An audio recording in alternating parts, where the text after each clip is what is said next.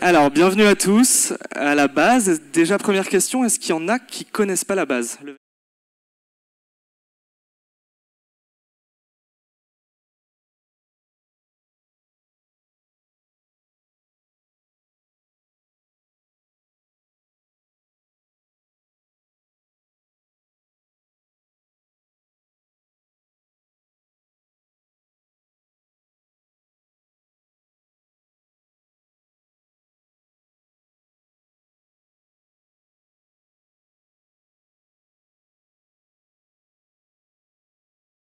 Pour les citoyens, pour créer des nouveaux modes de résistance, pour construire des alternatives. Donc ici, vous êtes dans l'espace bar associatif, qui fait aussi espace événementiel, et au-dessus, vous avez des espaces professionnels avec deux espaces qui cohabitent, un espace de coworking et les bureaux des 10 organisations qui ont créé ce lieu. Donc voilà, et je vous souhaite tous la bienvenue pour cette table ronde, donc désincarcérons le futur, en direct du Turfu.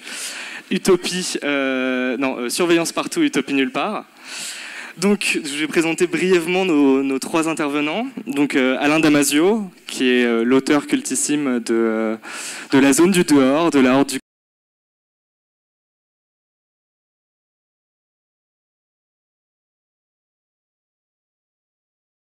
Vous allez nous en parler, enfin, tu vas nous en parler. Corinne Morel-Darleux, conseillère régionale à la région Auvergne-Rhône-Alpes, militante, auteure. Vous publiez un bouquin aux éditions Libertalia, donc plutôt coulé avec grâce, avec beauté que flotter sans grâce. Donc une offensive contre un capitalisme un peu effréné et absurde que vous proposez du coup de quitter avec dignité. Et donc Marc Debony, journaliste, co-auteur de la chaîne YouTube Et tout le monde s'en fout, passionné par les dissonances cognitives et comment est-ce que déconstruire nos imaginaires peuvent être des formidables outils pour changer le monde. Bienvenue à tous les trois. Donc la première question que je voulais vous poser, en préparant cette table ronde, j'ai un peu été frappé dans vos différents discours et puis dans Les Furtifs notamment par un point commun, une intuition, une impression qu'un peu le futur se rapproche et qui en fait il est déjà là, que le présent dépasse un petit peu l'anticipation.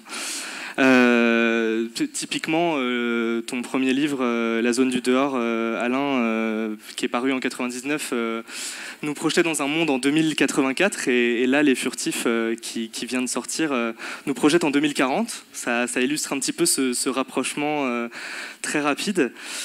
Donc une première question à vous trois, comment il se dessine ce futur qui est déjà là? Est-ce que c'est une société de contrôle, de surveillance, de traces? Et comment est-ce qu'on l'anticipe aujourd'hui? Alors, tu as évoqué tout à l'heure la notion de techno-capitalisme. Moi, pour décrire ce futur, il y a un terme qui m'est apparu en faisant des recherches là, pour préparer cette conférence, qui est le nécro-capitalisme. C'est-à-dire une forme, c'est un terme qui est apparu en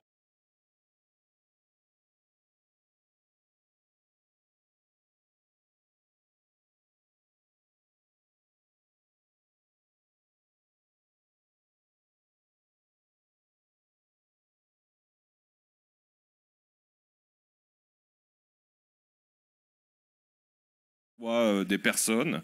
Ça s'illustre très bien, par exemple, avec le tourisme d'extinction. Qu'est-ce que ça dit? Ça dit que, je pense, on est en fait entré dans une nouvelle ère historique, et on est certainement au début, qui est une ère que je qualifierais l'ère de la gestion de la pénurie.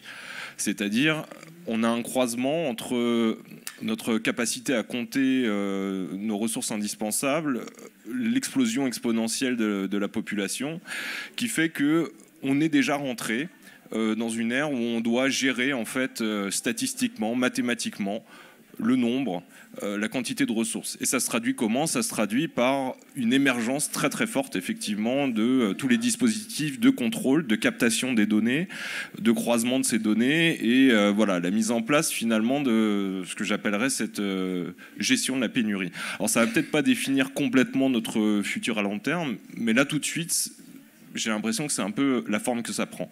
Et pour comprendre quel futur on aura, je crois qu'on est confronté à un cas de figure historique un peu inédit dans l'histoire de l'humanité connue. C'est-à-dire que les générations que nous sommes aujourd'hui, celles de nos enfants, pour pouvoir survivre, ne vont pas pouvoir bâtir sur l'héritage. Elles vont devoir renier l'héritage. Et de ce point de vue-là, c'est peut-être quelque chose qu'on n'a jamais vraiment connu. Pour pouvoir dépasser ce nécro-capitalisme, pour pouvoir ne pas mourir de cet épuisement, il va falloir voilà, rebâtir sur quelque chose de nouveau et pas se fonder sur ce que nos aïeux nous ont transmis. Donc voilà ma vision du futur, qui n'est pas super optimiste. Bien, bonsoir. Je ne suis pas sûre de rajouter beaucoup d'optimisme, en tout cas à ce stade de la discussion, puisque je m'intéresse beaucoup, moi, aux questions d'effondrement et notamment à l'accélération brutale de la dégradation du climat et de la biodiversité. Mais du coup, pour reprendre aussi ta question sur est-ce que finalement la fiction est en train d'être rattrapée par la réalité, il me semble que si elle l'est justement sur l'angle, on va dire, dystopique, c'est-à-dire sur la question du pire, que ce soit en matière de connexion, d'algorithmes, de tout ce dont Alain va probablement parler, mais aussi en termes de société à deux vitesses, parce que dans toute la production en fait, d'anticipation et de dystopie, on a souvent ces descriptions de société à deux vitesses, avec justement, et de plus en plus avec la pénurie d'un certain nombre de ressources, une petite oligarchie qui s'accapare les dernières ressources qui restent, pendant que le reste de la masse essaye de survivre avec quelques miettes. Et c'est typiquement des choses qu'on voyait beaucoup, notamment dans les films d'anticipation ou dans la littérature d'anticipation des années 70, qui étaient peut-être plus politiquement engagés à cette période-là, et qui de fait est en train de nous rattraper, puisque cette société à deux vitesses, elle est de moins en moins projetée dans le futur, et de plus en plus déjà aujourd'hui dans le présent, et on le constate malheureusement tous les jours, avec le creusement des inégalités sociales, etc. Je pense qu'on est aussi un peu rattrapé effectivement par la réalité sur un certain nombre d'absurdités contemporaines. Moi, j'ai commencé à faire une petite liste là au fur et à mesure que je vois passer des brèves ou des coupures de journaux sur le nombre de choses en fait qu'on fait sans même s'en rendre compte et qui sont en réalité d'une absurdité totale. Voilà, ma première, c'était faire du vélo sans bouger de la moquette. C'est-à-dire que quand même, juste, est-ce qu'on peut réfléchir 2 secondes au fait qu'aujourd'hui, on s'enferme dans des salles moquettées pour pédaler sur des vélos et faire de l'exercice physique. Voilà un exemple. Un deuxième exemple qui m'a beaucoup marqué ces derniers temps, c'était dans une conférence de Gilles Boeuf, qui est un grand éthologue qui a des conférences absolument passionnantes sur la question justement de la biodiversité et la manière dont les animaux agissent, interagissent, etc. Il disait aujourd'hui, la denrée la plus chère au monde, qui est plus chère que l'or, la platine, la cocaïne, c'est la corne de rhinocéros. La corne de rhinocéros, aujourd'hui, c'est 100 000 € le kilo, c'est ce qu'il y a de plus cher au monde. Dans le genre absurdité contemporaine, voilà un exemple aussi qui est plutôt pas mal. Donc il y a des choses comme ça qui nous rattrapent effectivement, mais pour autant il me semble qu'il reste beaucoup de choses à développer en matière de science-fiction et d'anticipation sur justement le volet utopique. C'est-à-dire concrètement, comment est-ce qu'on se projette dans un monde d'après la catastrophe ou d'après le capitalisme, dans lequel on vivrait sans pétrole, sans État et sans électricité. Et parce que, en fait, qu'on le veuille ou non, c'est quand même un des scénarios possibles. Et je crois que là, il y a encore plein de choses à inventer, à imaginer, et qu'il y a une tâche qui s'ouvre aux auteurs, aux écrivains, mais aussi à tous les pans de la création, qu'elle soit littéraire ou autre, pour commencer à imaginer ça en prenant appui sur des expériences qui ont existé ou qui existent. Moi, je m'intéresse beaucoup notamment à ce qui se passe en ce moment en Syrie du Nord, au Rojava, où il y a une révolution qui est en cours dans un contexte de conflit armé, de pénurie généralisée et de manière auto-administrée, c'est-à-dire de facto sans État. Je pense qu'il y a des choses sur lesquelles on peut prendre appui comme ça. Il y a la ZAD à Notre-Dame-des-Landes. Il y a des choses qui s'imaginent, qui s'inventent, mais on a besoin voilà, de tirer aussi ces fils-là pour commencer à réfléchir à d'autres modes d'organisation de la société.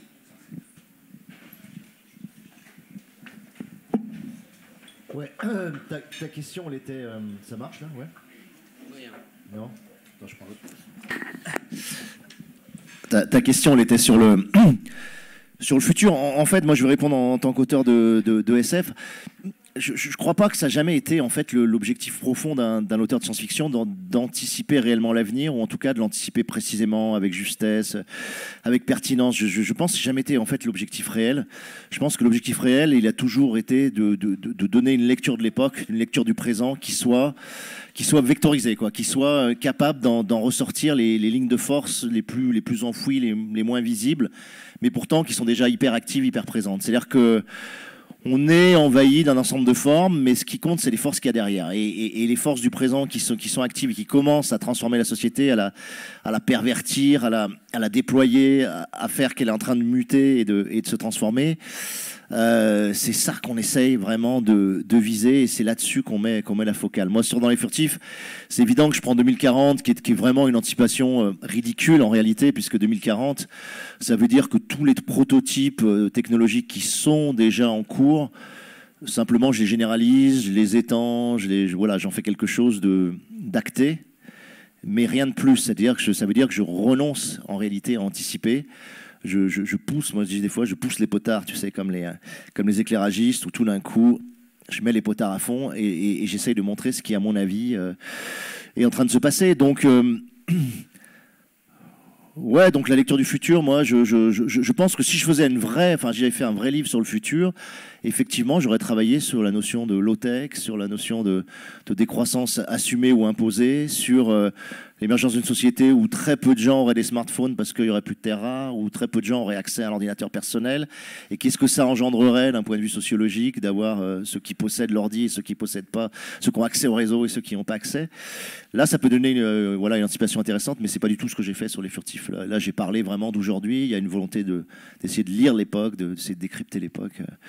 Donc je suis plus là-dessus. Et l'époque, c'est effectivement pour moi l'orgie ou le point d'acmé peut-être d'un capitalisme digital numérique qui a maximisé la société de contrôle anticipée par Deleuze en une société de traces, effectivement, où donc l'or gris, en tout cas l'extraction maximale de la valeur que produit ce capitalisme se fait sur nos crottes, quoi, c'est-à-dire sur notre pipi, nos crottes, c'est-à-dire tout ce qu'on laisse en permanence sur le réseau, quand on chatte, quand on surfe, quand on envoie des messages, quand on envoie des mails.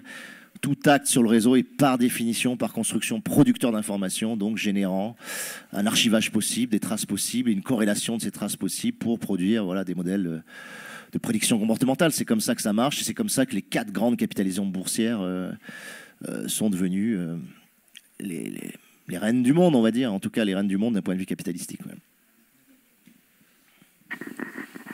Donc, en fait, la donnée, l'épuisement des ressources, comment est-ce qu'on fait entre l'effondrement ou imaginer des futurs souhaitables, des futurs utopiques, la transition écologique telle qu'on nous la promet, alors telle qu'on nous la vend ou telle que des mouvements comme ceux qui se développent ici l'imaginent, à travers la désobéissance civile, à travers la promotion d'utopies concrètes.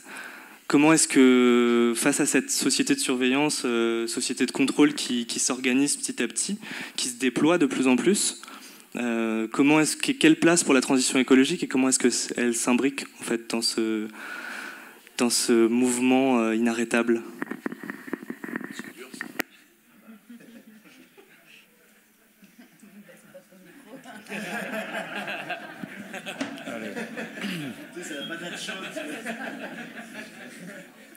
Alors, Quelle place, là tout de suite, c'est sous la matraque. On peut le constater, on l'a vu ces dernières années. Il y a une répression particulièrement intense. Corinne évoquait la ZAD de Notre-Dame-des-Landes. Pour le coup, en scène absurde auquel on a assisté, moi j'ai été très choqué par ça, de voir qu'on était capable de mobiliser des moyens militaires, l'élite de nos capacités de défense pour aller défoncer le projet de quelques personnes qui s'auto-organisaient, qui cultivaient la terre et a priori qui ne nuisaient pas. Donc la place de la transition écologique, pour l'instant, je pense, elle est sous la matraque. Et c'est pas pour rien, c'est parce qu'elle vient effectivement déranger l'ordre en place du capitalisme de données ou du capitalisme d'extinction qui aujourd'hui est en route. Par ailleurs, je pense cette question de l'avenir désirable, de à quoi pourrait ressembler demain, elle est effectivement déterminante dans la perspective que j'évoquais tout à l'heure, c'est-à-dire aujourd'hui on a du mal à construire sur l'héritage de nos ancêtres. C'est là où la fiction, je pense, a une vraie fonction, c'est qu'elle peut donner à voir un futur désirable. Et aujourd'hui, un des enjeux complexes de l'écologie, c'est de faire passer l'idée que dans le choix, il y a un renoncement, mais il y a aussi une conquête. C'est-à-dire qu'aujourd'hui, on est très focalisé sur le renoncement, sur le qu'est-ce qu'on va perdre, et sur demain sera frugal, demain sera pauvre, demain sera moins. Et en fait, pas forcément. Pas forcément, je crois que la fiction, d'une manière générale, et puis même tout un tas de perspectives qu'on découvre aujourd'hui, hein, avec l'analyse, par exemple, du taux de bonheur dans les pays, des choses comme ça, qui déplacent un peu les perspectives, on voit que voilà, cette transition écologique, elle peut nous servir un peu d'horizon. Alors après, en plus, transition écologique, j'avoue que c'est un terme que j'aime pas beaucoup. Parce qu'en fait, je ne crois pas qu'on puisse parler de transition. On est dans des rapports d'une extrême brutalité. Et en fait, je pense qu'il y aura peut-être un basculement, si on a de la chance. Sachant que, voilà, récemment, là, cette semaine, on nous expliquait que à peu près dans 10 ans, la science officielle, donc la revue Science, vient de lancer une étude qui dit que dans 10 ans, si on n'a pas opéré des changements majeurs, l'espèce humaine, en tant qu'espèce, est menacée d'extinction très directement. Il y avait un politique cette semaine, Yann Verling, qui faisait une tribune dans le Parisien qui m'a bien fait rire, qui disait « Rendez-vous compte, s'il n'y a plus d'insectes demain, nous allons au-devant d'une crise alimentaire ». Et les bras m'en tombent. S'il n'y a plus d'insectes demain, nous allons au-devant de la disparition de l'espèce humaine, en fait. C'est pas une question de crise alimentaire. Les crises alimentaires, elles existent depuis les années 50 à répétition. On le voit depuis le Biafra en photo. Et voilà, donc aujourd'hui, pour revenir à la question, cet horizon d'une écologie stabilisée, je pense qu'elle doit prendre la place des utopies. Aujourd'hui, on est à un monde où les utopies sont faiblardes, affaiblies, mortes, ou alors elles sont strictement orientées sur cette question du capitalisme, et il faut pouvoir redonner un avenir désirable. C'est un des gros enjeux qu'on a, et on a très peu de temps pour le mettre en place, je pense. Alors, sur la question de qu'est-ce que ça implique en fait concrètement d'être effectivement dans cette société de surveillance, etc., et notamment en termes de désobéissance civique, puisque tu évoquais cette question. Et puis parce qu'on est à la base, je pense qu'on est en train de vivre... En tout cas, j'ai envie de le croire et je le pense sincèrement. Avec le recul de 10 années de militantisme sur ces questions-là, je crois vraiment qu'on est en train de vivre une bascule aussi en termes de mode d'action et de manière de militer qui prennent en compte justement cette dimension de la surveillance, du tracking, etc. Pas dans le sens où on aurait tous déserté en masse les GAFAM, Twitter et Facebook, parce que ça reste des outils très largement utilisés en matière de diffusion de l'information, d'organisation logistique, pour tout un tas de choses. Mais de plus en plus, en réalité, les vrais enjeux s'organisent ailleurs. Et j'ai l'impression que de plus en plus, les mouvements climat qui rentrent justement dans des actions de désobéissance, c'est-à-dire concrètement dans l'illégalité, en réalité, d'abord, il y en a de plus en plus. On est en train de monter en termes d'intensité de l'action de ce côté-là. Et ensuite, ça oblige en fait à prendre en compte cette surveillance généralisée et à se créer des interstices logistiques qui permettent d'y échapper. Et moi, je suis très frappée de voir à quel point se développe justement la jonction entre militants climat et hackers au sein, par exemple, du mouvement Extinction Rebellion, mais aussi de manière plus large. Et la manière dont, en fait, le militantisme de terrain est en train de s'adapter à cette donne-là en y trouvant des parades. Et c'est vrai qu'il y a eu déjà pas mal d'actions de désobéissance civique. Moi, la dernière fois que je suis venue à la base, c'était après l'opération de blocage d'un certain nombre de tours à la Défense.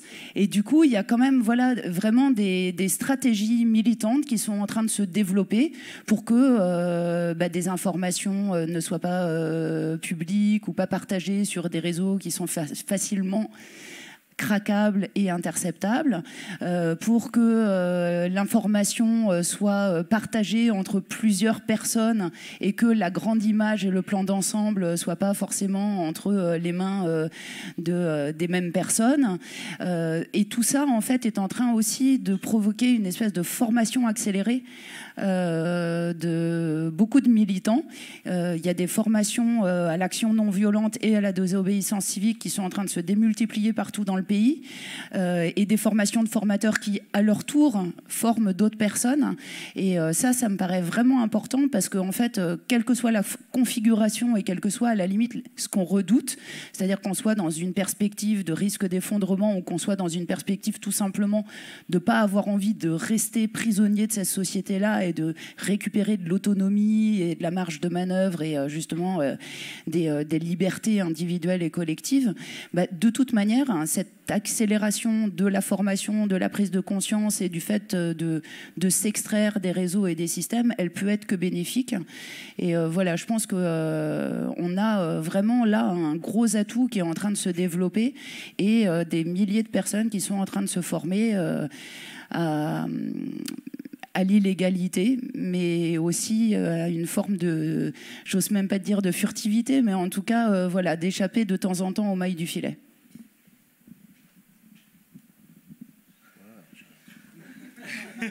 Non, mais bon, je suis évidemment 100% d'accord avec ça et je trouve que c'est...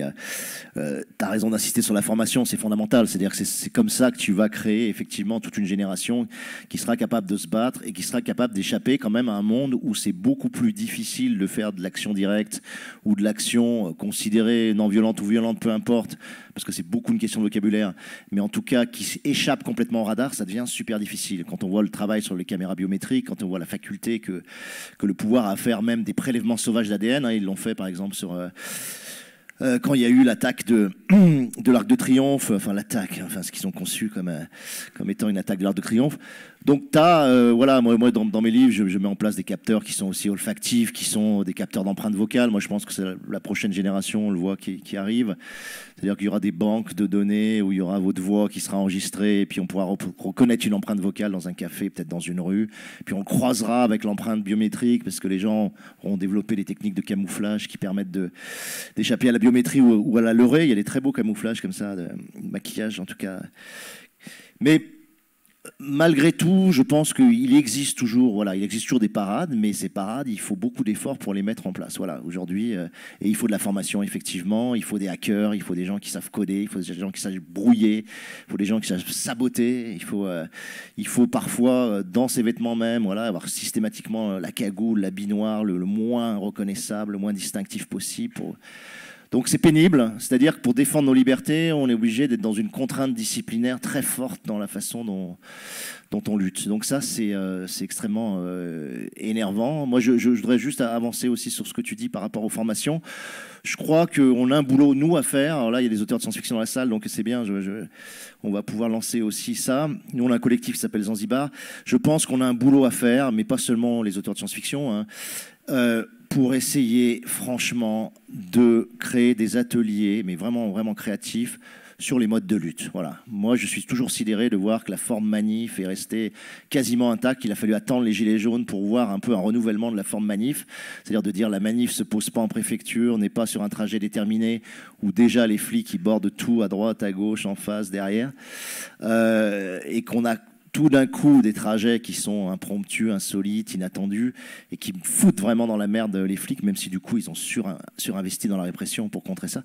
Mais ce que je veux dire, c'est que la forme manif, par exemple, qui est une forme très simple, bah, il faut à un moment donné la renouveler parce qu'elle est trop attendue, elle est trop maîtrisée par le pouvoir, elle est trop facile à parer. Voilà. Les occupations, c'est un mode extrêmement puissant aussi.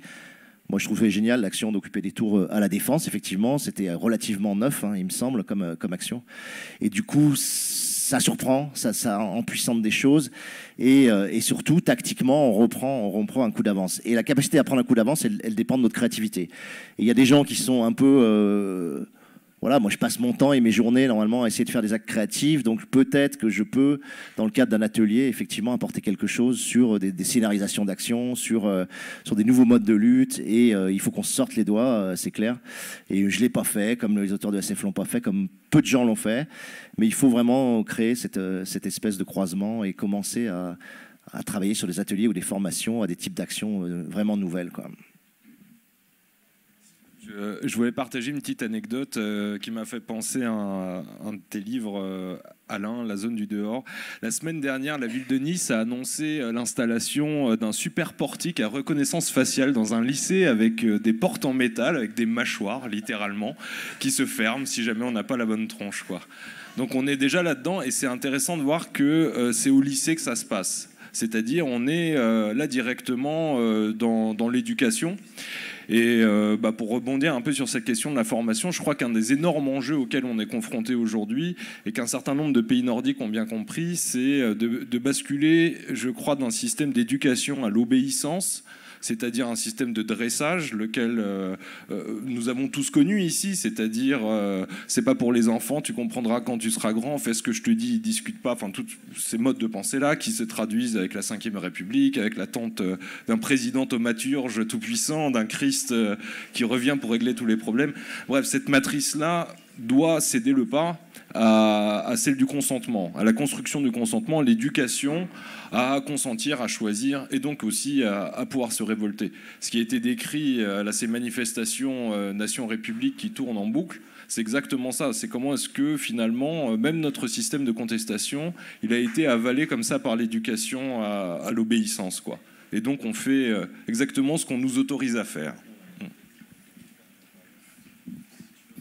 Ouais, juste, c'était pour rebondir aussi par rapport au fait d'inventer de nouveaux modes d'action. Je crois qu'il y a quand même tout un fourmillement en ce moment là-dessus, c'est-à-dire que, moi, je suis quand même très agréablement surprise de la manière dont on a progressé là en quelques mois sur le fait de dire justement, voilà quoi, là, les marches, les pétitions, les manifestations de République à Bastille, concrètement, ça fait un certain temps qu'on essaye. La seule chose qu'on obtient en face, en fait, c'est davantage de répression et de privation de liberté et de droit de manifester.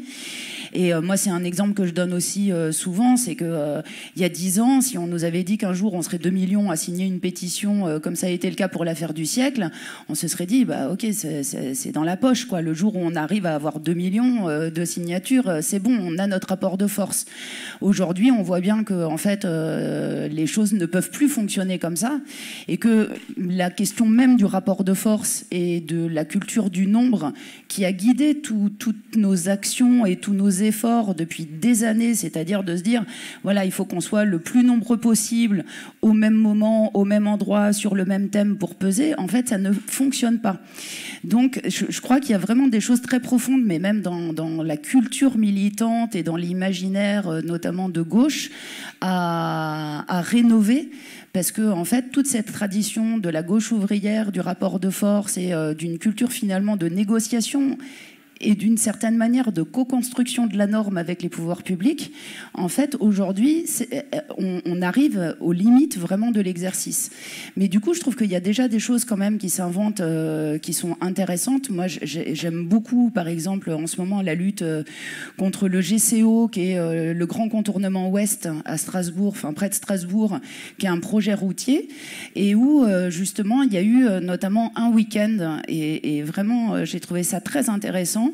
En fait, il y a deux structures. Une structure, on va dire, grand public, familiale, avec un visage acceptable et souriant, qui est une structure associative dans laquelle se retrouvent les élus, les habitants.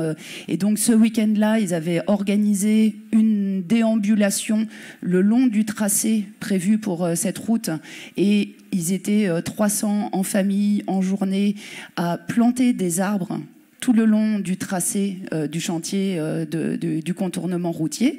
Et le même week-end, il y avait l'autre structure, qui est la ZAD du Moulin, donc une structure zadiste, qui appelait à saboter le chantier Vinci et à faire de même partout dans le pays. Et la conjonction des deux et cette complémentarité me semble vraiment intéressante et probablement une piste à explorer sur la manière dont on arrive à avoir des stratégies coordonnées où on a besoin de tout le monde. C'est-à-dire, on a besoin de gens à visage découvert qui vont apporter une légitimité, qui vont être en soutien, etc. Et des actions et des opérations à visage peut-être moins découvert, plus clandestines, plus illégales, qui permettent concrètement d'avoir un impact immédiat qui n'a même pas besoin de revendication. Parce qu'en fait, quand vous bloquez un chantier de Vinci, l'impact, il est immédiat. C'est-à-dire que concrètement, les bulldozers, ils avancent plus, quoi. Et donc, vous n'avez même pas besoin de porter une demande au préfet, au président de la République ou à un ministre quelconque.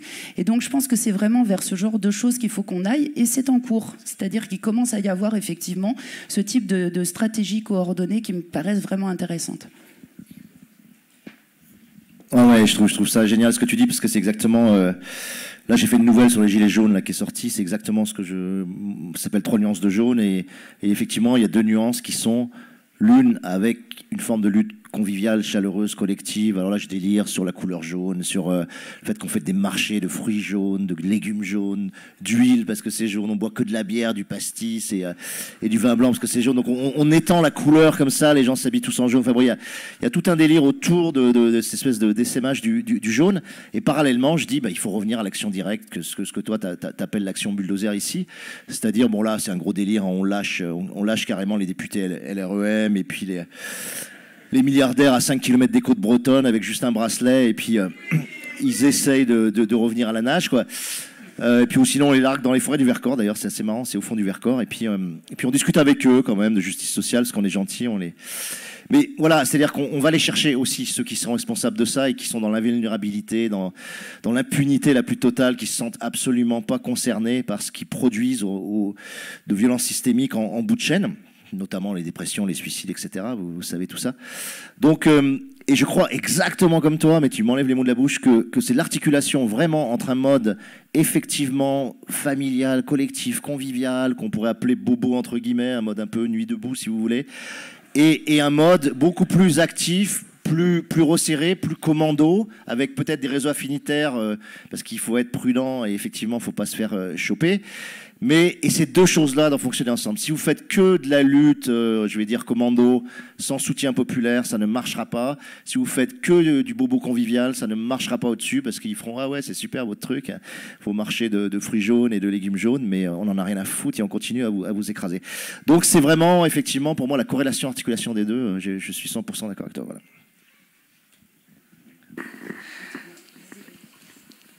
Merci beaucoup. Vous avez anticipé mes 3 prochaines questions de toute façon. Effectivement, vous parliez, donc vous avez évoqué tous les deux le 19 avril, bloquons la République des pollueurs, où effectivement, c'était inédit comme mode d'action. Plus de 2000 manifestants, plus de 2000 activistes qui bloquent pendant toute une journée 4 tours à la Défense. Effectivement, on observe une démultiplication des modes d'action et un renoncement à plein de méthodes traditionnelles. Il y a encore d'autres choses à inventer, et tu l'évoquais, Alain, par rapport à des nouveaux modes d'action. Je pense notamment à la campagne menée en ce moment qui est Décrochons Macron, dont Corinne, tu pourras parler un petit peu, et puis Pauline pourra nous en toucher un mot peut-être à un moment. Et je reviens à la science-fiction, du coup. Quel doit être le rôle de la science-fiction dans l'imagination de ces modes d'action, ces modes de désobéissance, effectivement de l'équilibre qu'il faut avoir entre la partie immergée, la partie jolie, la partie bisounours de ces actions-là, et puis la partie plus underground, plus illégale, plus coup de poing. Ouais, le rôle, il est exactement le même que celui des militants. C'est-à-dire, il faut inventer, il faut créer, il faut surprendre, il faut dépasser les modes de lutte traditionnels et normatifs dans lesquels on était un petit peu emprisonné. Et il faut dire une chose sur les Gilets jaunes, c'est que presque instinctivement, presque intuitivement, ils ont amené, parce qu'ils n'avaient pas la même culture politique, en tout cas que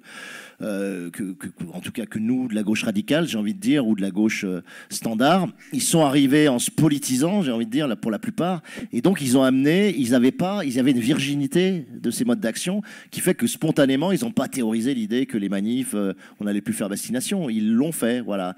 Ils n'ont pas théorisé que le rond-point, comme espèce d'incarnation de cette espèce d'absurdité de l'urbanisme rural, etc., pouvait devenir un lieu justement de réunion, d'installation, d'occupation, un lieu carrefour, parce que ça a été construit comme ça aussi. Bah, ils l'ont pas théorisé, ils l'ont fait. Voilà. Donc c'est des moments d'intelligence collective aussi qui sont vachement intéressants. Et toi, quand tu es auteur de science-fiction ou artiste, tu dis non mais attendez les gars, je vais vous expliquer la création, ce que c'est. Et tu as tendance à poser dans tes livres, moi j'essaie de poser un certain nombre de types de mouvements, de types d'actions, de propositions. Mais en réalité, je suis convaincu que c'est vraiment sur des brainstorms collectifs, là, pour le coup, qu'on pourrait aller beaucoup plus loin et être beaucoup plus concret et faire des choses jouables. Bon, moi, dans les furtifs, voilà, il y a un certain nombre effectivement d'idées, mais moi, c'est plutôt comme, voilà, j'aime bien le terme de Deleuze en disant, quand il dit, voilà, on doit rentrer dans un roman, dans un livre de philo, comme dans une armurerie, et empoigner les armes, et qui souvent ne sont pas des armes mortelles, hein, qui sont des armes d'empuissantement, d'ouverture, de création de brèches. On fait fuir le système plutôt qu'on le fuit. Et j'aime bien l'idée que voilà, que mon livre, effectivement, ou que mes livres puissent servir d'armurerie sur certains petits aspects, parfois mineurs. Hein. Moi, à un moment donné, je propose la Blitzlicht, c'est-à-dire l'idée de prendre ces fameuses torches électriques ultra puissantes qui t'aveuglent complètement. Donc, tu t'attends le crépuscule comme ça, et puis tout le monde allume sa lampe hyper puissante et aveugle tous les flics et puis les défonce, etc. Bon. Donc, tu as des choses qui peuvent être assez modestes, mais voilà, c'est juste une idée, mais ça peut être intéressant. Après, tous les délires sur l'archipel de toits, sur l'occupation des toits comme nouvel espace libéré, la Céleste. Donc là, il y a des choses possibles. Mais ce que je veux dire, c'est que voilà, j'espère que ces idées, c'est pas qu'elles soient applicables tout de suite, ou parfois c'est très poétique, comme la Céleste, se déplacer en parapente au-dessus des toits, avec des camarades dessous qui font cramer des poubelles pour créer l'ascendance et tout. C'est beau, si tu veux, mais voilà, en termes de crédibilité pratique, je pense qu'on repassera, tu vois, mais voilà, ça empuissante une poésie, un désir, une envie, et puis ça va certainement être réempoigné autrement, et c'est juste, voilà, allumer c'est dire, voilà, il y a des choses simplement possibles, donc il faut simplement qu'on s'entrelace avec tout ce qui se fait, quoi. Ce qui est toujours le plus dur, hein, c'est-à-dire que créer des liens entre réseaux différents, c'est pas du tout aussi simple que ça en a l'air, quand même. Et si je peux me permettre de te relancer, concrètement, au-delà de ce que tu écris, au-delà de ce que les auteurs de science-fiction écrivent, comment est-ce qu'on entrelace autrement que par l'écriture? Comment est-ce qu'on s'implique en tant qu'auteur de science-fiction, si tu peux nous faire un retour là-dessus, dans les mouvements de désobéissance civile, dans le militantisme? Déjà, on s'implique comme citoyen lambda, quoi. On fait les manifs, on est présent sur les occupations. Et puis après, tu agis comme tout le monde, c'est-à-dire que tu agis là où tu es puissant ou à partir de ce que tu sais faire. Voilà. Moi, ce que je sais faire, c'est en gros, c'est écrire et c'est parler. Voilà, c'est les deux choses. Donc, c'est manier le langage, manier la langue. Donc, à partir de ce moment-là, effectivement, je vais participer aux ouvrages collectifs comme je l'ai fait sur la ZAD, comme je l'ai fait là sur les Gilets jaunes. Je vais écrire des articles pour lundi matin parce que sur l'actualité, sur le procès de Valmy, sur le procès de Tarnac, j'ai peut-être quelque chose à dire, ou en tout cas, j'ai une façon de le dire qui va amener des affects, qui va amener des sensations, qui va amener des perceptions différentes, qui peut-être peuvent changer du compte-rendu journalistique standard ou militant. Donc j'essaye d'agir là où je peux, mais le gros atout, le gros apport de la littérature, c'est, moi je le dis souvent, c'est que on fonctionne vraiment au triple niveau de l'affect, du percept et du concept, hein, pour reprendre la catégorisation de Deleuze. C'est-à-dire que à partir du moment où tu crées les personnages et tu permets l'identification et l'empathie avec tes personnages, tu as un vaisseau d'entrée qui fait que les gens, à travers tes personnages, vont éprouver tout un ensemble d'émotions, de sensations, des choses extrêmement charnelles, des choses extrêmement touchantes, renversantes. Et donc, tu amènes toute cette masse d'affect que tu peux pas véhiculer dans un tract militant, sauf s'il est superbement écrit, quoi, tu vois. Il y a des gens comme Lordon qui écrivent magnifiquement et qui peuvent, tout en véhiculant des idées, véhiculer les affects, mais ils sont relativement rares. Donc, tu vas charger toute cette barque émotionnelle et tu vas, et du coup, produire des déclencheurs. Tu as des déclencheurs intérieurs qui vont se produire. Et puis, il y a un deuxième aspect, bon, je vous parle du concept d'abord, après je parle du percept, parce que le percept, c'est vraiment intéressant. Et puis tu as le concept. Donc le concept, on le sait, il y a les bouquins scientifiques, il y a les tracts militants qui t'expliquent combien de kilos de carbone tu dépenses en faisant ceci ou cela. Ok, c'est important d'avoir les informations, c'est important de les véhiculer, mais on se rend compte, et tous ceux qui militent s'en rendent compte au bout d'un moment, à un moment donné, ça suffit plus. Voilà, ça suffit plus. Les gens sont au courant, les gens savent, les gens ont compris, et pourtant il se passe rien, tu vois. Et ça, c'est intéressant. Donc ça veut dire que l'être vivant, c'est pas que des concepts, c'est des affects et des percepts. Et moi, je crois aujourd'hui, et j'essaye de travailler là-dessus en ce moment, même si c'est un peu globuleux encore dans ma tête, c'est l'idée que la clé, c'est le percept. C'est-à-dire que c'est les modes de perception du monde et les modes d'attention au monde qui doivent changer. Et c'est ça qu'on doit faire évoluer. Et pour changer le mode de perception de quelqu'un, il n'y a pas 1000 possibilités. Il y a, pour moi en tout cas, il y a l'art, d'accord, littérature, cinéma, série télé. C'est-à-dire que tu vas... Par exemple, dans Les Furtifs, je pense que j'essaye d'amener à entendre, voilà, le monde différemment. Il y a un travail sur le son, sur l'écoute, qui fait que tu vas écouter le monde différemment, je pense, quand tu lis le bouquin. Et puis, tu as l'enseignement direct, c'est-à-dire les ateliers, les workshops, les rencontres, les choses que tu fais avec des gens qui ont une capacité à transmettre leur vision. Moi, je me souviens de 2 choses là, sur les années précédentes. J'étais une fois... dans la ZAD, dans la forêt de la Roanne, avec un spécialiste de la forêt. J'ai passé 3 heures avec lui en tête-à-tête, et maintenant je peux plus voir la forêt de la même façon. Parce qu'il m'a montré des choses, il m'a fait voir des choses, et c'était pas du concept, c'était pas du savoir. Oui, il m'a donné des éléments de savoir en me disant ça, tu vois, c'est tel arbre, ça c'est un aulne, ça c'est machin. Et à la rigueur, on s'en fout que c'est un épicéa ou un sapin noir ou je sais pas quoi, je m'en branle, tu vois. Par contre, de m'apprendre que tel arbre est en train, par l'ombre qu'il projette, d'empêcher celui-là de pousser, que là, tu as une couche de chevreuil, que là, tu vois, tout le réseau est constitué de mycorhizes et que ça te touche. Et tu vois, tous ces trucs-là, ça fait que mon mode de perception, mon mode d'appréhension de la forêt est différent. Je sens les choses différemment parce qu'il me fait sentir des trucs. J'entends des oiseaux que j'entendais même pas parce que j'avais une sorte de halo comme ça auditif. Je vois des choses que je voyais pas en termes de lumière, en termes de lecture de la lumière dans la forêt, etc. Donc, mon mode de perception change. Et à partir du moment où il change, ma reliance à la nature est complètement différente. Puis l'autre exemple, je le cite souvent, c'est Baptiste Morisot, donc ce philosophe du vivant que j'ai beaucoup utilisé dans Les Furtifs et qui lui m'a amené à pister les loups dans le Jabron. Donc il se trouve qu'on a trouvé une trace de loup puis qu'on l'a remonté, etc. Mais surtout en une après-midi, il m'a fait résonner intérieurement, il m'a fait vibrer intérieurement. Et le concept, et le percept, et l'affect en même temps. Ce qu'il appelle, lui, l'alliage incandescent. C'est-à-dire qu'il n'oppose pas du tout l'émotion à la raison, il n'oppose pas du tout la perception au concept. Il dit tout ça doit résonner en même temps. Voilà. Et c'est ce que permet la littérature, ou en tout cas la bonne littérature, il me semble, c'est que tu peux véhiculer de l'idée, tu peux véhiculer de la perception, tu peux véhiculer de l'affect en même temps, tu vois. Et si ça vit tout en même temps, alors là, il se passe quelque chose vraiment pour les gens qui lisent, et je pense que tu amènes quelque chose d'important. Voilà, c'est mon point de vue. Et du coup, pour rebondir directement là-dessus et prendre un exemple de titre, en tout cas, qui a fonctionné pour moi exactement sur ce que tu dis, Alain. Il y a un bouquin qui m'a beaucoup marqué et qui a marqué, je pense, beaucoup de monde. C'est Dans la forêt de Jean Egland. Qui est un livre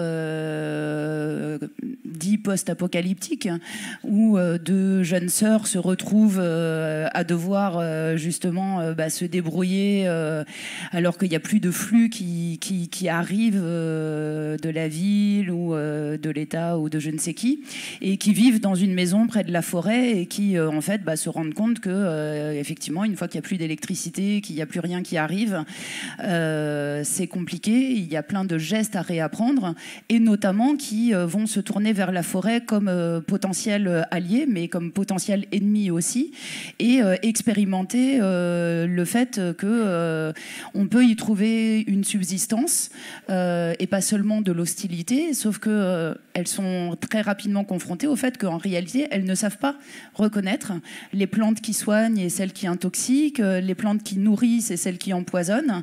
Et donc il y a vraiment tout un réapprentissage à faire d'un certain nombre de savoirs qui en réalité sont pas si éloignés que ça de nous, mais dont on est pour la grande majorité d'entre nous aujourd'hui totalement coupés. Alors qu'il y a encore quelques décennies, c'était des choses qui continuaient à se transmettre, à être pratiquées de manière beaucoup plus large. Et c'est là où, pour moi, le pouvoir de la fiction intervient aussi, c'est quand même aussi d'apporter à des personnes ce dont elles sont coupées. C'est-à-dire qu'aujourd'hui, concrètement, une des difficultés face auxquelles on est, c'est que la grande majorité des personnes vivent en ville, vivent dans des environnements qui sont de plus en plus bétonnés, qui sont de plus en plus uniformes. Il n'y a plus de saisons qui se lisent dans le ciel quand on est en métropole. Il n'y a plus de saison non plus dans l'approvisionnement des fruits et des légumes. Moi, c'est vraiment un truc qui m'a marqué quand j'ai quitté Paris il y a 11 ans pour aller m'installer dans la Drôme et au pied du Vercors. C'est de redécouvrir qu'il y a vraiment 4 saisons, quoi, avec des variations de température, avec des choses très différentes.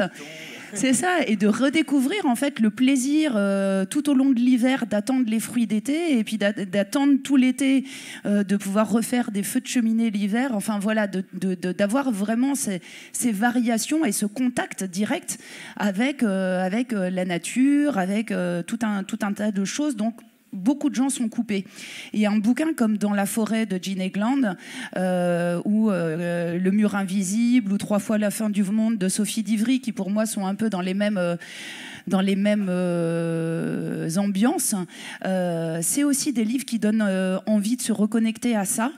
Et du coup, on n'en a pas encore beaucoup parlé, mais tu parlais de Baptiste Morisot. Je crois que parmi les grands défis, et c'est aussi quelque chose qui est très présent dans Les Furtifs, la question quand même de notre place dans les écosystèmes et de la place de l'être humain dans l'ensemble du monde vivant est quand même un truc aujourd'hui absolument fondamental, et sur lequel ce genre de littérature, à mon avis, peut apporter vraiment une ouverture et de l'envie. Et tu parlais d'envie tout à l'heure. Moi, honnêtement, j'ai d'abord beaucoup de mal à lire des essais, et j'ai toujours été une lectrice de romans et pas d'essais.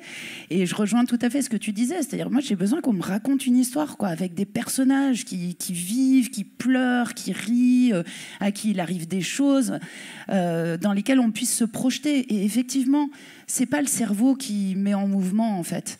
On a besoin, à un moment donné, d'être percuté dans ses sens. Et être percuté dans ses sens, une fois de plus, j'y reviens, mais voilà, quand on vit dans un environnement qui est fait de béton, c'est pas toujours évident. Et je pense que voilà, la littérature et la fiction peuvent vraiment apporter énormément par rapport à ça. Et je finirai juste, pour cette fois-ci en tout cas, sur le fait que moi, je revendique vraiment le droit au roman qui nous donne du rêve, quoi, qui n'est pas réaliste. J'ai eu des grands moments de vertige en lisant Les Furtifs, effectivement, sur tous ces moments de voltige, d'occupation de toit, etc. Mais en fait, on s'en fout que ce soit réaliste, que ce soit praticable, etc. Ce qui est important, c'est avec quoi on en ressort. Et moi, ça m'a surtout fait ça avec La Horde du Contrevent, qui est encore moins ancré dans le réel, etc., mais dont on sort avec le regard rincé, quoi, avec un sens de l'espace, de la quête, du collectif qui est démultiplié. Et je crois que c'est surtout ça, en fait, qui est important. C'est l'énergie avec laquelle on sort de la lecture, et du coup, l'envie d'aller péter des portes et ouvrir en grand les fenêtres et tout ce qu'on a comme ouverture. Bon, c'est pas encore sur cette question qu'on va débattre, parce que je suis plus qu'on ne peut plus d'accord avec ce qui vient d'être dit, à tel point que notre projet, la chaîne YouTube que j'ai créée, et tout le monde s'en fout, elle est complètement pétrie de cette pensée. C'est-à-dire que moi j'ai été journaliste pendant longtemps dans des médias classiques. C'est un univers où la question de l'émotionnel est proscrit. En fait, il y a une espèce d'hypocrisie qui s'est installée dans les années 80 avec l'idée du journalisme objectif qui essaye de déshumaniser le vecteur de l'information en créant l'idée que comme un algorithme, il pourrait donner une information neutre. Or, à l'inverse, dans Et tout le monde s'en fout, on a voulu faire passer par l'émotionnel, en fait, ancrer à l'intérieur des personnes par l'émotionnel ces informations que par le journalisme, j'arrivais pas à faire passer dans les idées. Et force est de constater que ça marchait bien. Tu parlais de comment est-ce qu'on sort d'un livre comme La Route du Contrevent. Moi, je dirais, et merci Alain, moi, j'en suis jamais sorti, je crois. Il est resté vraiment là-dedans, à l'intérieur, profondément. Et je crois que je t'ai découvert au début des années 2000 et mon projet YouTube a émergé en 2017. Et il y a un épisode qui s'appelle La Révolte qui est complètement inspiré de tes écrits, de A à Z, tu es cité dedans. Mais c'est pour dire quoi? C'est pour dire que la force de la littérature et de la fiction, je crois, c'est aussi de répondre à une question de la temporalité. C'est-à-dire qu'en allant connecter à l'émotionnel, en fait, c'est con, hein, mais dans le cerveau, ça crée ce qu'on appelle des sillons neuronaux. En fait, l'émotion, elle reste marquée, comme quand on subit une grande violence, un traumatisme ou une très grande joie, ça reste pour toujours ancré. Et aujourd'hui, un des pouvoirs de coercition majeurs de la société de surveillance et de la société de la data, c'est la vitesse. Un phénomène en sciences politiques, on appelle ça le speeding up. Donc c'est depuis les années 50, en fait, une augmentation exponentielle de la rapidité de tout. La rapidité du mouvement, la circulation de l'information, d'à peu près tout. Je pense qu'on l'a tous mesuré depuis qu'on est né, tout simplement. Et là-dedans, en fait, je pense l'imaginaire, la littérature, la science-fiction permettent en fait d'ancrer dans la durée. C'est-à-dire que malgré le déversement, le déluge de trucs qu'on se prend d'informations catastrophiques et compagnie, il y a ces émotions qui un jour ont été plantées profondément à l'intérieur de notre être parce qu'on a lu un livre qui nous a bouleversés, parce qu'on a vu une image qui nous a insupportés. Et je pense que ça, c'est fécond et porteur. En fait, ça peut répondre, pallier à une des difficultés de notre temps qui est la très faible durée de vie de tout effort créatif. C'est difficile d'être créateur aujourd'hui parce que tout est balayé en permanence. Et là-dessus, Alain Damasio est un peu un martien puisqu'il met 10 ans à écrire ses bouquins. Mais du coup, ça marche parce que ça reste longtemps dans la tête. En tout cas, je crois qu'il y a un enjeu très très fort là-dedans. Et puis surtout, dans la réhabilitation en fait, de l'émotion, on se remet aussi tous à un même niveau. Parce que mine de rien, qu'on soit un gros facho, un communiste convaincu ou quoi que ce soit, les émotions, ça fait partie de notre patrimoine commun. Qu'on soit un des 26 milliardaires qui possèdent autant que l'autre moitié de l'humanité ou le plus pauvre des habitants du Burundi, les émotions, on les a en commun. Et c'est peut-être là-dedans qu'on peut trouver encore un peu d'espoir dans l'humanité, un peu d'humanisme et peut-être un espoir de toucher tout le monde. Je pense.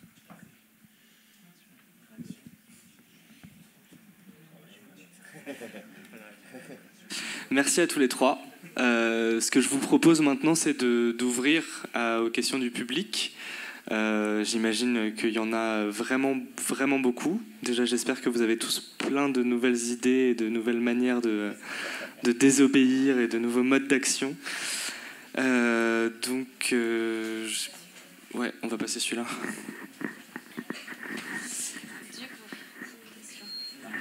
Évidemment, c'est tout là-bas.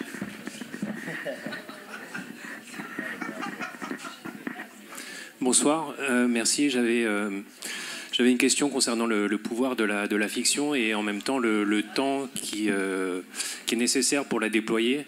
Vous avez mis peut-être une quinzaine d'années à écrire votre dernier roman.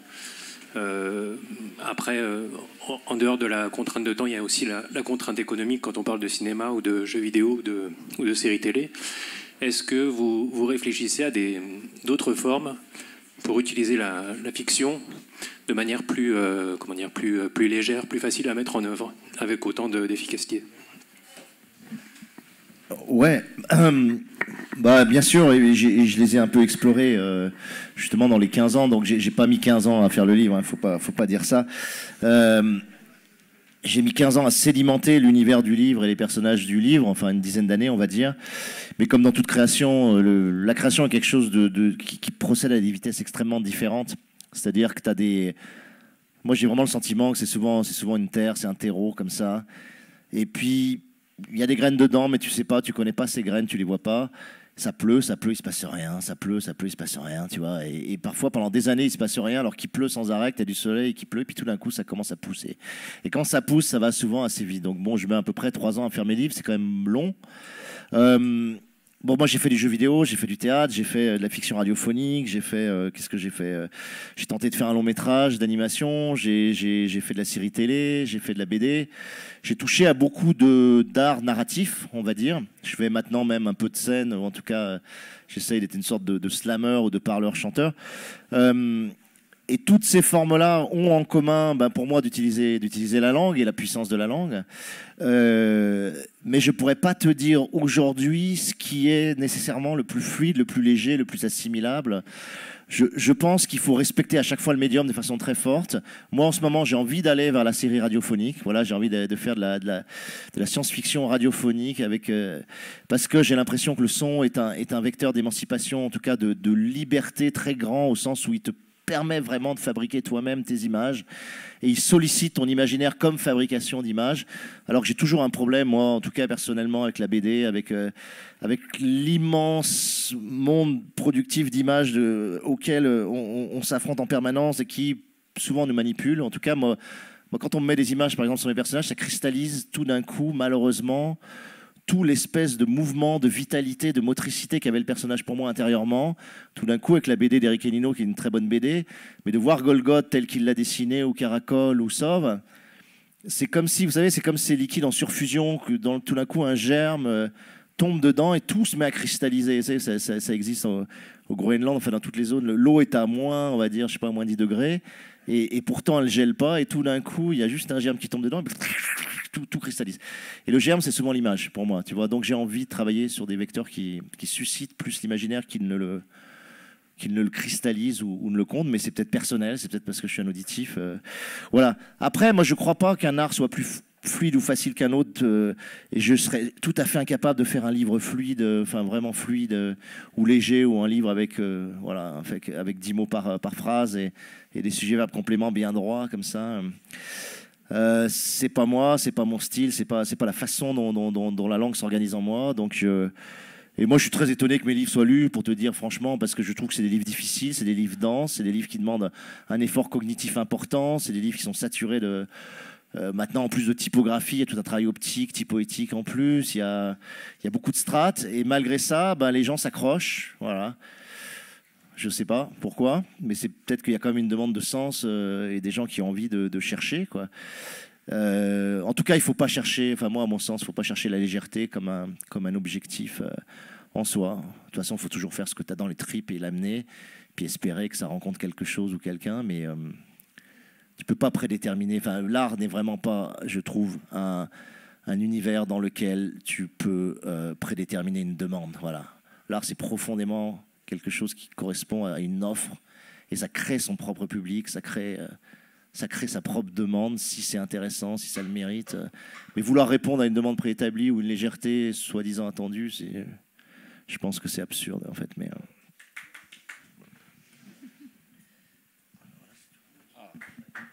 Bon, un peu de débat. Un petit peu de débat. Je suis globalement d'accord avec ça, sauf à la toute fin, au sens où je dirais qu'à chaque étape de la conscientisation correspond aussi des modes d'expression. Je parle de ce que je connais, hein, c'est pas pour faire de la pub gratuite, mais par exemple, et tout le monde s'en fout, c'est des formats de 4 minutes 30 avec des choses très denses qui évidemment sont pas de la vulgarisation, parce qu'on n'arrive pas à apporter un niveau d'information intéressant et ça va très très vite. Et l'idée, c'est de donner envie en fait d'aller plus loin. Avec ça, on utilise des tuyaux qui sont hyper sales. On utilise Facebook, on utilise YouTube, les pires trucs qui soient. Et délibérément, en fait, on a commencé en se disant, nous allons commencer une entreprise de piraterie. On va utiliser les tuyaux les plus larges possibles pour essayer d'aller toucher des gens qui ne sont pas forcément intéressés par les problématiques de l'environnement, de la transformation de soi et compagnie. Et évidemment, ce n'est pas suffisant en soi.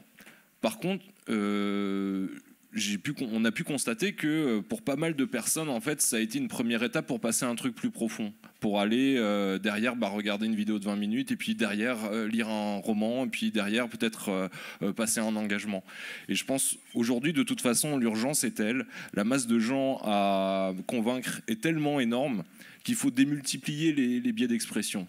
Si on peut, je crois, porter un message constructif, y compris dans les tuyaux mainstream, faisons-le. De toute façon, on n'a plus le temps de barguigner, quoi. On n'a plus les moyens, je pense, de faire excessivement les fines bouches. Même si, effectivement, des contenus de courte durée qui travaillent sur la réaction auront une portée très très courte. Il ne faut pas s'illusionner sur ce qu'on peut faire avec. Mais ils ont leur rôle aussi. S'ils peuvent servir d'étincelle pour allumer un plus grand feu, pourquoi pas. Du coup, je vais décadrer encore un peu par rapport à ça, mais j'avais envie plutôt moi, de rebondir sur effectivement comment on s'adresse aux gens, à quelle partie du cerveau on parle, est-ce qu'on parle directement aux tripes, aux poings, aux veines, par où on s'infiltre, quoi. Moi, il y a un truc qui m'a vachement marqué, en fait. Alors, pour le coup, pas en termes de création littéraire ou autre, mais dans l'exercice de mon mandat d'élu. Parce que se pose la question de savoir comment est-ce qu'on rend compte de son mandat d'élu. Comment est-ce qu'on fait pour dire aux gens ce qu'on fait, etc., quand on n'a pas de moyens? Parce que nous, en tant qu'élus d'opposition, on n'a pas de moyens, on n'a pas les enveloppes du Sénat pour envoyer la petite lettre plastifiée à tous les habitants de la région, etc. Donc il faut qu'on se débrouille avec les moyens du bord.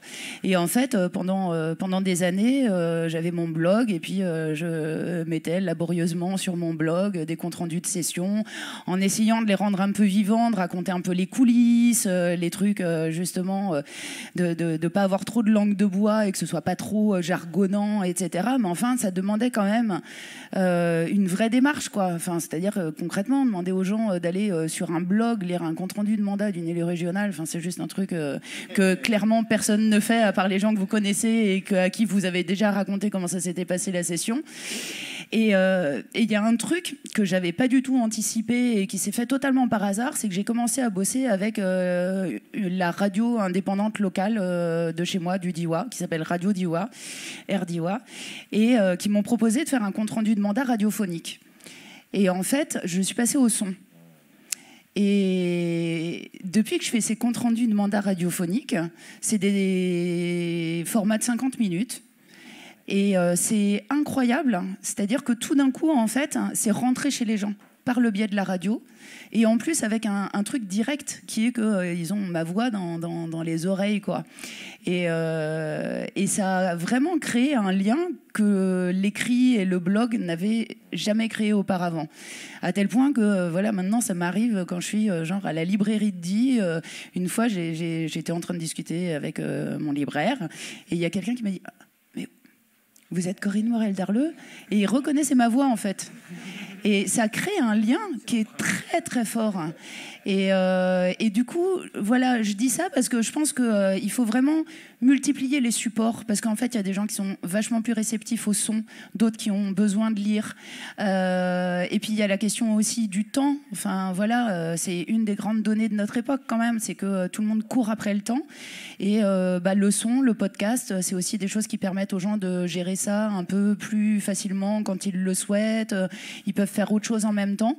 Et du coup, voilà, moi, j'aimerais beaucoup, par exemple, j'en ai parlé justement à ma radio du Diois, j'aimerais beaucoup enregistrer une lecture de mon bouquin. parce que je me dis, ça peut permettre justement de toucher encore d'autres personnes par un autre biais. Et je trouve en plus que c'est un exercice vraiment intéressant et qu'il y a une forme d'intimité en fait dans la voix et dans l'exercice de la radio qui donne un lien qui est assez intéressant. Et du coup, voilà, c'est aussi des pistes qui s'explorent aussi dans ces manières de rendre compte quand on est élu du peuple, quoi. Donc tout faire en même temps, s'adapter à toutes les temporalités, à toutes les réceptivités et à tous les paliers de conscientisation, si j'ai bien compris vos 3 réponses en fait. En se faisant plaisir. Une autre question ?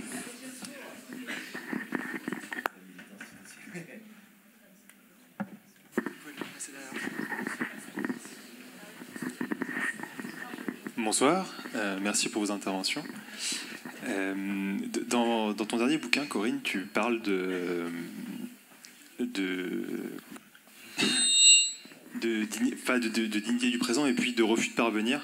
Et alors moi, je le comprenais avant comme un refus de trahir sa classe quand c'était des ouvriers qui s'élevaient au-dessus. Et toi, tu le vois plutôt comme un truc personnel, comment on gère une éthique personnelle dans ce qu'on fait, et comment tu le connectes avec les modes de militance aujourd'hui. Comment on met en relation ça ? De fait, effectivement, le refus de parvenir, en fait, c'est une notion et un concept qui a principalement été exploré et étudié dans les milieux libertaires, et donc qui était effectivement plutôt vu dans leur acception de trahir sa classe, c'est-à-dire que parvenir, en fait, c'était participer au jeu d'un système qui va aller piocher les éléments dont il a besoin dans une classe sociale pour les mettre à son service, et donc ceux qui acceptaient ces systèmes de promotion, en fait, et de reconnaissance par le système, finalement ne servaient plus leurs camarades, mais une forme d'oligarchie. Donc il y a eu pendant longtemps effectivement cette manière d'envisager le refus de parvenir. Et moi, ce qui m'intéressait dans mon bouquin, c'était de voir ce qu'on en faisait aujourd'hui, en fait, et si on ne pouvait pas élargir ça aussi à une dimension individuelle. Donc j'en renie pas du tout la dimension collective et la dimension classiste, mais il me semble qu'il y a en plus aujourd'hui un sens individuel à redonner à ce refus de parvenir, ou à lui donner tout court d'ailleurs, dans le sens où en fait on est en permanence dans une injonction de réussite matérielle, de chercher toujours un meilleur poste en termes de carrière professionnelle, d'aller négocier des augmentations de salaire, etc. Et en fait c'est autant de colis piégés du système, parce que finalement, moi j'ai croisé tellement de personnes. J'ai eu une vie précédente où j'étais consultante pour les entreprises du CAC 40, et voilà, j'ai aussi évolué dans ces milieux-là, et j'ai croisé plein de gens en fait qui, après avoir gravi tous ces échelons, s'être battus pour les gravir, etc., finalement, au bout du compte, n'étaient pas forcément beaucoup plus heureux, se rendaient compte que l'augmentation de salaire qu'ils avaient réussi à négocier, finalement, elle allait payer la babysitter parce qu'ils n'avaient plus le temps de voir leurs gamins. Et donc, il y a vraiment cette idée du pas de côté et de sortir de cette injonction-là et d'essayer de réinventer d'autres manières d'être bien, tout simplement. Et je crois vraiment de plus en plus fermement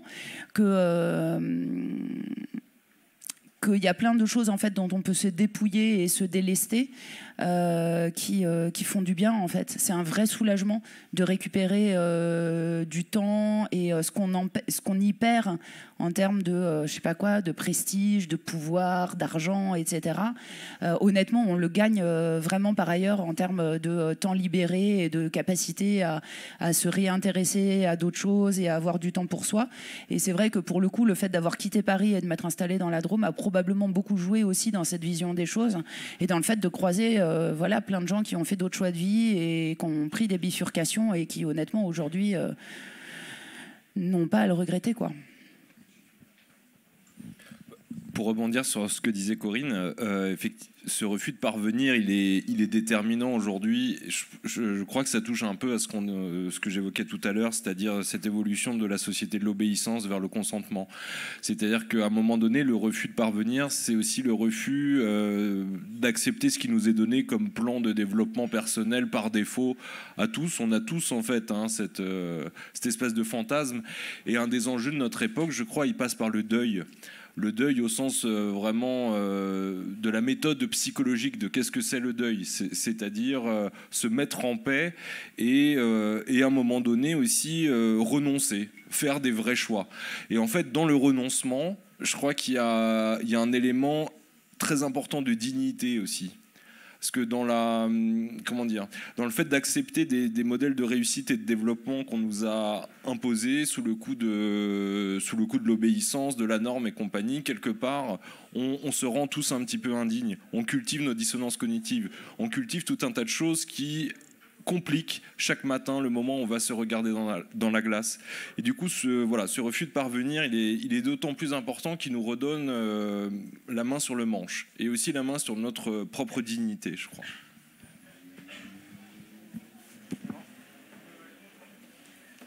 Bonsoir.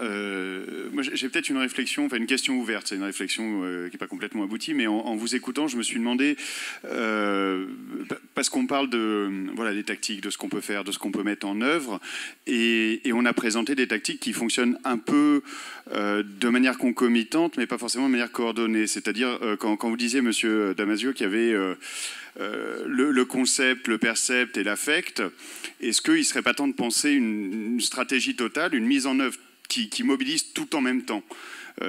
C'est-à-dire, au lieu de considérer qu'à un endroit, il y aurait un roman qui pourrait susciter ceci ou cela, et ailleurs, une action politique qui pourrait susciter autre chose, et ainsi de suite, est-ce que le roman, l'action politique et l'information ne pourraient pas participer du même mouvement ? Que tout se réponde, et pas seulement de manière fortuite ou de manière opportune, mais de manière coordonnée, délibérée. C'est-à-dire de construire un récit qui existe dans la fiction, dans la réalité, dans l'action politique, et ainsi de suite. Et est-ce qu'il n'y a pas quelque chose à imaginer, qui serait une forme d'action totale?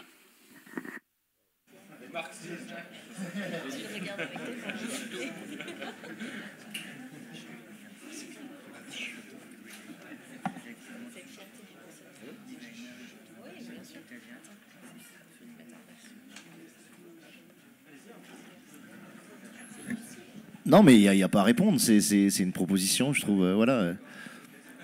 Oui. Un grand oui. et on le voit. Enfin, moi en tout cas, je l'ai pressenti avec le fait que vous deux, il me semble, vous ayez signé cet appel à décrocher les portraits de Macron. C'est quelque chose que j'ai pressenti à ce moment-là. Je ne sais pas si.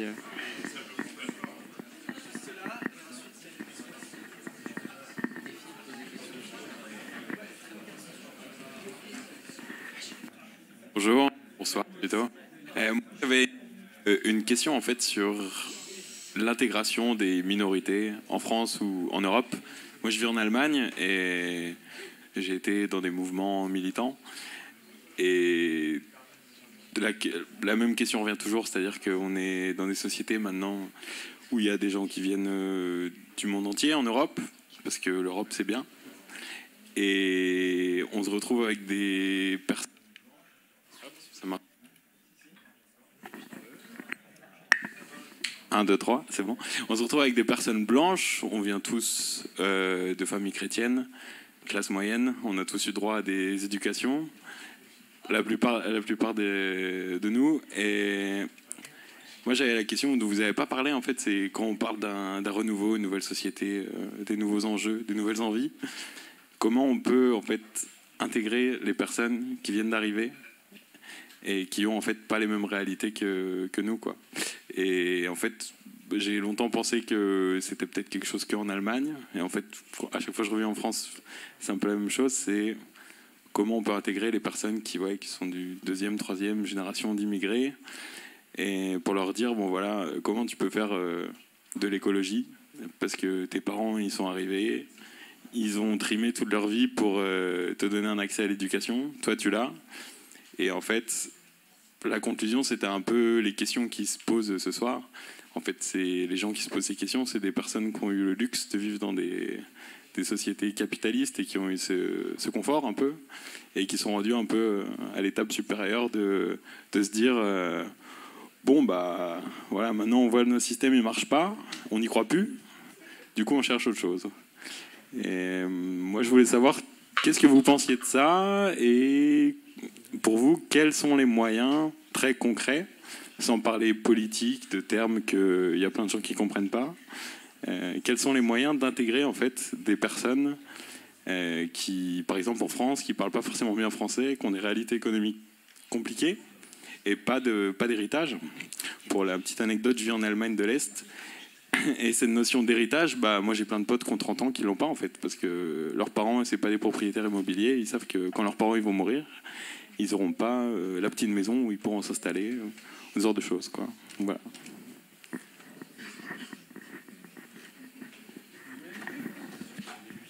Ouais, bah, juste la première chose, c'est quand même de rappeler que c'est quand même le cas de beaucoup de personnes en France aussi, ou qui sont pas forcément nouvellement arrivées, que de ne pas avoir de patrimoine ni d'héritage en vue et d'être dans des conditions de précarité, en tout cas si on parle de se projeter dans l'avenir ou de difficultés financières, etc. Ensuite, ça c'est une question qui est vraiment une question qui revient en permanence et qui s'est reposée d'ailleurs de manière encore peut-être plus aiguë là, avec justement toute cette vague collapso, effondrement, etc. et la montée en puissance de la désobéissance civique sur les deux plans, parce que d'abord, il y a une des critiques qui est souvent faite justement à ces questions d'effondrement et tout, c'est de dire mais ça c'est des questions de petits bourgeois blancs occidental, etc. Moi, c'est vraiment un truc que je réfute totalement, quoi. C'est-à-dire que la réalité, c'est que ceux qui sont en train de se prendre l'effondrement dans la gueule, c'est pas les petits bourgeois blancs privilégiés, quoi. C'est précisément les petits paysans des pays du Sud, c'est les pêcheurs artisanaux, c'est eux en fait qui sont en train de se le prendre dans la face.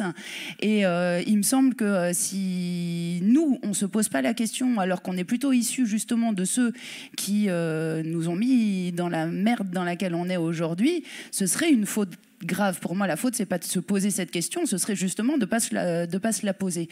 Et du coup, j'ai envie de dire un peu la même chose sur les questions de désobéissance civique, parce que là aussi, souvent, on nous dit, bah du coup, c'est pas inclusif, parce que bah y a plein de personnes qui peuvent pas y participer, ne serait-ce que parce que y a des personnes qui sont pas en règle, par exemple, ou qui peuvent pas se permettre d'avoir un casier judiciaire, ou d'aller en gave, ou d'avoir voilà, ou de se faire arrêter, parce que ça fragilise encore plus leurs conditions matérielles d'existence, parce qu'ils sont sur des emplois où ils peuvent se faire lourder du jour au lendemain, etc.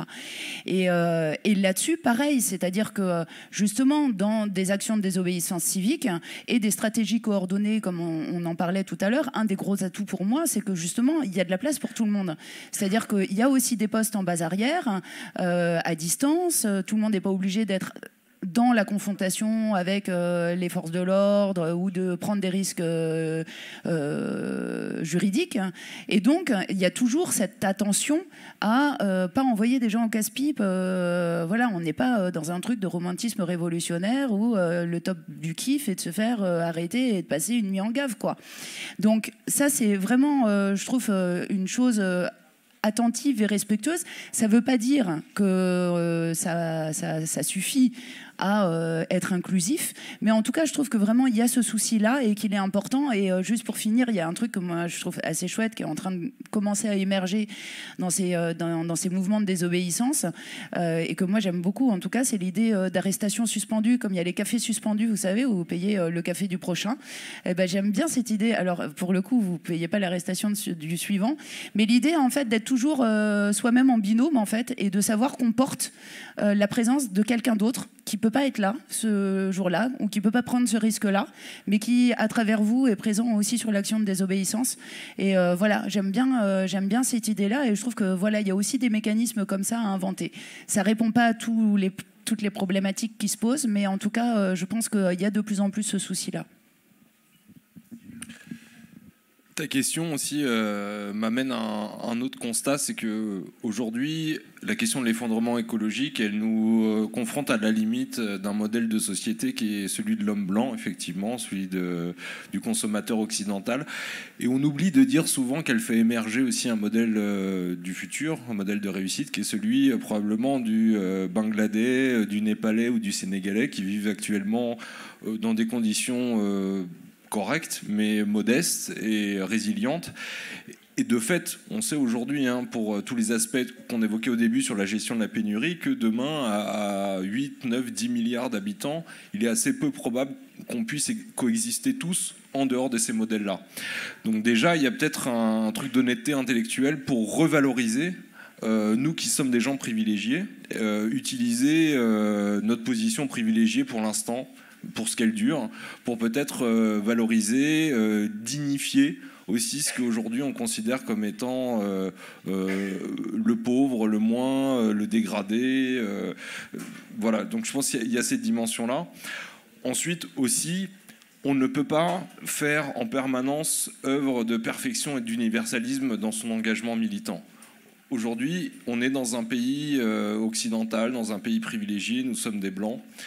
Ça nous donne beaucoup de pouvoir, ça nous donne des responsabilités. Je pense qu'il faut être capable aussi de se saisir de ces avantages-là, a fortiori quand on est un homme aussi, pour utiliser nos privilèges et essayer d'en faire quelque chose de bien.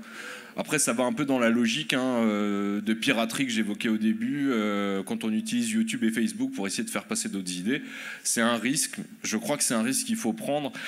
En tout cas, c'est sûr que je crois qu'on n'a pas le temps de s'enfermer dans une autoflagellation. Un des trucs les plus paralysants face aux enjeux qu'on a, c'est la peur et la culpabilité. Et on ne peut pas rester enfermé là-dedans, parce que ça fait partie des outils que le système nous colle sur la gueule pour nous empêcher de bouger, et on ne peut pas s'enfermer là-dedans sous prétexte qu'on soit né du bon côté de la planète, avec le bon passeport et la bonne couleur de peau. Ce sont des choses qui doivent être questionnées, ce sont des choses qu'on doit avoir en permanence dans le champ de vision, mais ça ne peut pas être simplement limitatif. J'ai envie de dire, si on a la chance d'être un privilégié, il faut faire honneur à ce privilège pour en faire quelque chose de bien, quoi. À même titre qu'au XIXe siècle, Karl Marx, quand il a écrit la grande littérature, Le Capital, voilà, qui nous sert encore aujourd'hui, lui, c'était un privilégié, en fait. Il est venu regarder la Commune de Paris avec son éducation bourgeoise, en sachant écrire, en étant un voyageur, ce qui à l'époque était complètement luxueux et très très rare. Et ça ne l'a pas empêché d'apporter une pierre très importante à l'édification de la pensée humaine. Donc je pense, voilà, essayons peut-être de faire comme lui et d'utiliser nos privilèges pour faire un truc bien. Je ne sais pas si c'est totalement colonialiste, après on fait avec ce qu'on peut. Je ne sais pas si Karl Marx était totalement colonialiste, en tout cas il a été adopté tel quel par tout un tas de gens colonisés, racisés, et qui ont su aussi l'adapter selon ce qui était leur réalité. Après, je ne dis pas aujourd'hui qu'en tant qu'homme blanc, on doit expliquer au reste du monde comment est-ce qu'il faut s'en sortir. Je dis juste qu'à l'endroit où on se trouve dans notre pays, ça nous donne des leviers d'action. Ça nous donne une force, en fait, dans notre militantisme qui n'est pas la même. Parce que c'est vrai que quand tu es un sans-papier, c'est pas du tout pareil d'aller coller une droite à un CRS. C'est facile quand tu es un petit blanc qui a grandi dans le 92 d'aller exciter les camarades. Mais voilà, je dis que c'est pas le même niveau. À même titre, voilà, qu'une femme militante, c'est pas le même niveau d'engagement qu'un mec militant. Parce que c'est pas pareil la répression que tu te prends non plus, quoi. À un moment donné...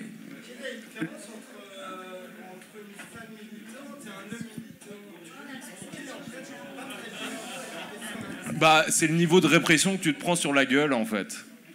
Tout simplement, hein. Tout simplement.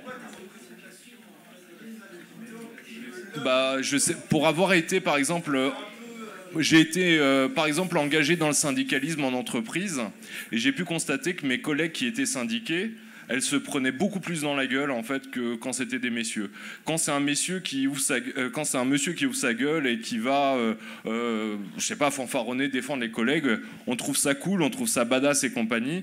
Et quand c'est une femme, c'est très vite une hystérique, c'est très vite une casse-couille, c'est très vite quelqu'un qui prend beaucoup de place. Ça veut pas dire qu'elle doit pas du tout s'exprimer. Je dis juste que son combat à elle, il implique une force, une intensité qui n'est pas exactement la même que celle de moi, homme blanc privilégié. C'est tout. Mais le fait de dire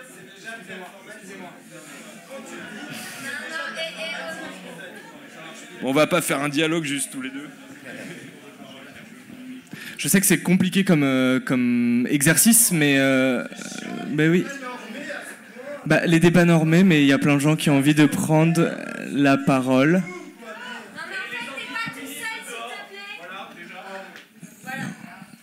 Merci beaucoup. Il y avait d'autres questions. Il y avait une question là. Et ensuite, j'aimerais bien qu'une femme prenne la parole, justement. Parce qu'on a eu que des garçons pour l'instant. Madame, juste après.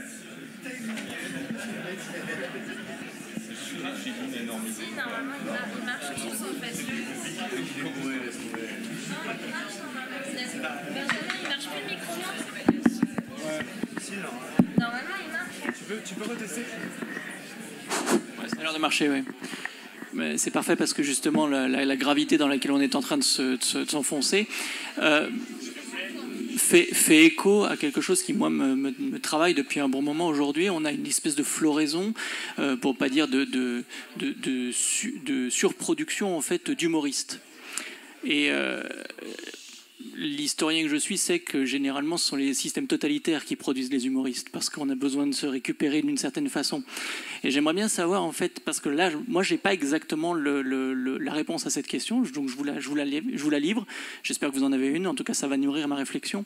J'aimerais savoir comment vous vivez en fait, ou comment vous lisez chacun de votre perspective différente cette injonction à l'humour de plus en plus forte aujourd'hui, qui envahit les ondes, qui envahit les tubes, qui parfois effectivement est de l'ordre de la mobilisation ou de la réflexion, mais qui, pour moi, en tout cas à mes yeux, beaucoup trop souvent est de l'ordre du second degré démobilisateur. Genre, on voit très bien ce qui se passe, on n'en pense pas moins, mais c'est pas nécessairement quelque chose qui va faire bouger.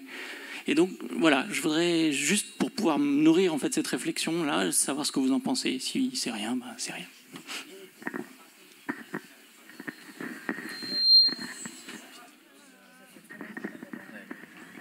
Ouais, c'est ça. Personnellement, là, bon, moi, je me souviens c'était de la prépa, tu sais. J'avais étudié les textes de Freud sur le rire et ce que produisait l'humour et comment l'humour était généré, etc. Je crois pas du tout qu'il y ait une spécificité politique ou manipulatoire de l'humour. Tu peux utiliser l'humour comme Coluche l'utilisait et c'était extraordinaire. Et Coluche, honnêtement, parmi tous les morts prestigieux qu'il y a eu, c'est celui qui pour moi était le plus grave et le plus dommageable en tout cas à l'impact politique que peut avoir l'humour. Et t'as des gens, comme tu le dis, effectivement, et on le voit très bien sur les trucs genre TF1 ou machin, où l'humour n'est qu'une espèce de, comment on peut appeler ça, de contrebalancement, d'auto-alignation de la charge subversive que tu es censé porter. Parce que l'humour est toujours une rupture du cycle d'attention. C'est-à-dire que le cycle d'attention est porté sur quelque chose, tout d'un coup tu le romps, et l'énergie mentale qui est faite sur ce cycle d'attention, c'est pour ça que l'humour porte souvent sur des récits. Le récit te porte un cycle d'attention, et tout d'un coup tu le romps d'une façon extrêmement inattendue, et l'énergie mentale se décharge par le rire. Tu vois, c'est comme ça que ça fonctionne. Mais parfois cette rupture et ce déchargement d'énergie mentale ne produit absolument rien de subversif, tu vois. Donc c'est pas l'humour n'est jamais une garantie d'engagement politique intéressant, voilà. Mais ça peut l'être, et on a des exemples historiques comme Coluche où c'était extraordinaire ce qu'il arrivait à porter, et justement avec cette faculté à attraper absolument tout le monde. C'est-à-dire, il y a un côté extrêmement populaire dans l'humour qui peut être fabuleusement précieux, si tu veux, pour mobiliser, pour interroger, pour questionner, mais qui aujourd'hui, effectivement, actuellement, est utilisé, en tout cas par les médias dominants, comme quelque chose d'assez vicieux, d'assez poussif et d'assez auto-anesthésiant. Voilà. Moi, je le perçois comme ça, mais c'est vraiment qu'une opinion pour le coup. Ouais. Ouais, moi je suis pas super fan de l'utilisation de l'humour, en tout cas dans le registre politique au sens large du terme. Et j'aime bien l'idée de réintroduire une forme de gravité en fait. Voilà, on n'est pas obligé de tout prendre à la légère, on n'est pas obligé de faire des blagues à tout bout de champ.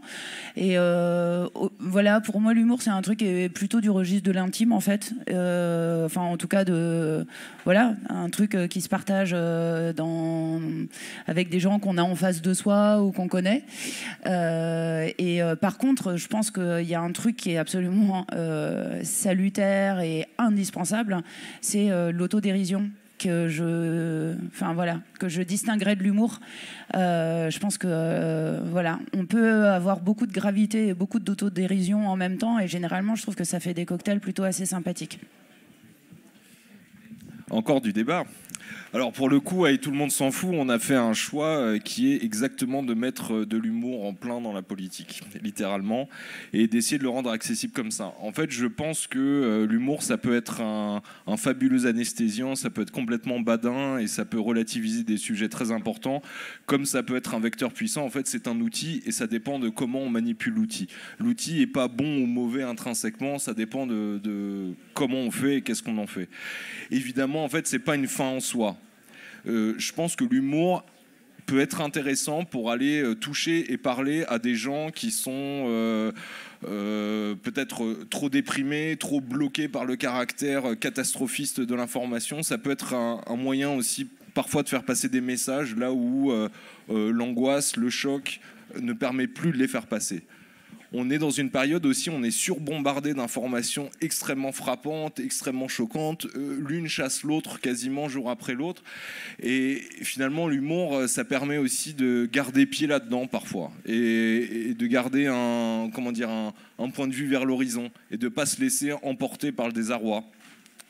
Et effectivement, l'autodérision, qui est une dimension particulière de l'humour, elle est indispensable parce que je crois qu'elle est un vrai vecteur d'universalisme aussi.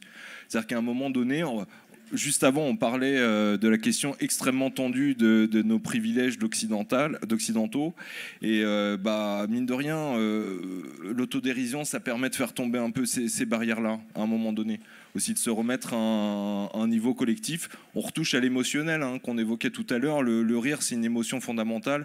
Et c'est aussi un des trucs qui nous lie tous. À un moment, si on est capable de rire ensemble sur un sujet en commun, on peut amorcer une discussion derrière. En tout cas, je crois que c'est possible.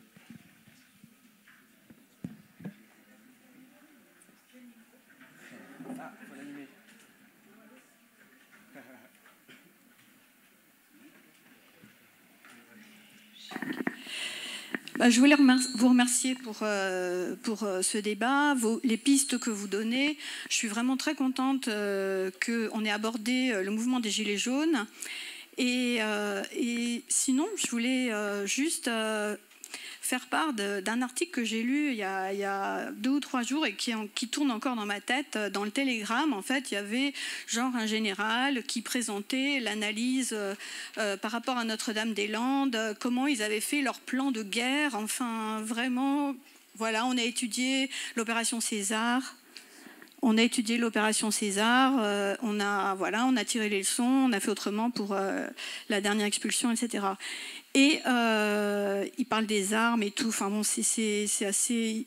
Qui disait au CRS, enfin au GM qui était là, vous risquez rien parce que de toute façon les zadistes, au fond, c'est des non-violents, donc de toute façon vous risquez rien, même s'ils ont l'air méchants et tout, ils vont rien vous faire. Enfin, c'est assez horrible par rapport à nous. Et par contre, il y a un truc où il disait, en fait, il y avait des femmes pendant les moments plus calmes ou tout ça, qui allaient parler aux flics en leur récitant des vers, ou alors en leur faisant la morale, la leçon, etc. Et là, c'était tellement dur pour les flics qu'on est obligé de les relever au bout de 20 minutes. Donc là, ça tourne dans ma tête, mais vraiment, je me dis, il y a quelque chose...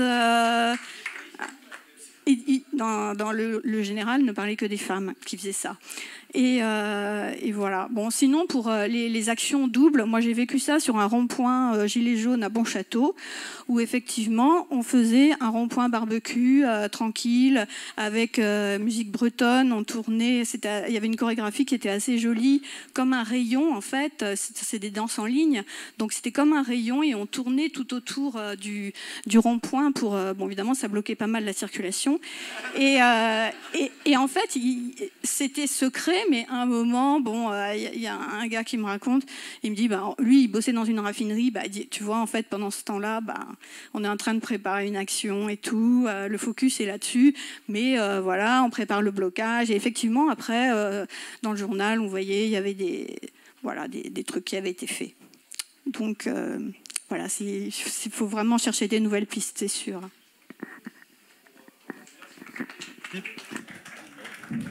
celui-là, je sais pas. Pour rebondir. Bon, on va faire ça a cappella. Moi, un truc qui m'a donné vachement d'espoir ces derniers mois, c'est que les mêmes gens qui regardaient l'évacuation de Notre-Dame-des-Landes avec des yeux exorbités en se disant « Mon Dieu, qu'est-ce que c'est que ces anarchistes qui se battent contre la police ?» Une partie, pas énorme, mais une partie de ceux-là, on les a retrouvés quelques mois plus tard sur les Champs-Élysées en train de se battre contre la police. Et ça, il n'y aura pas de marche arrière là-dessus. Ces gens-là qui étaient effrayés devant TF1 et qui sont passés à l'action, ils ont tourné une page définitive. Et je pense que ça peut être source d'espoir pour tout le monde. Excuse-moi, est-ce qu'on n'a pas eu aussi des gens qui ont été effrayés par la suite? Excusez-moi, est-ce qu'on peut respecter les... Il y a plein de gens qui avaient levé la main, je suis désolé. Je vais prendre une dernière question, je suis désolé, on est un petit peu en retard. Mais déjà... Là-bas. Ouais, d'accord. Bonsoir à tous. Marc, j'avais une question du coup pour toi par rapport à ce que tu disais sur le refus de parvenir. Je pense que c'est quand même très important parce que quand il y a beaucoup de jeunes qui font face à ce dilemme-là en grandissant et après avoir fait des études, du coup, comment on peut, par exemple, comment moi je peux convaincre mon petit frère ou ma sœur de ne pas se rentrer dans un confort, d'avoir un bon salaire et finalement travailler pour une compagnie qui n'en vaut pas la peine, qui pollue ou quelque chose comme ça, et comment je peux me convaincre aussi moi-même de refuser ce genre de boulot?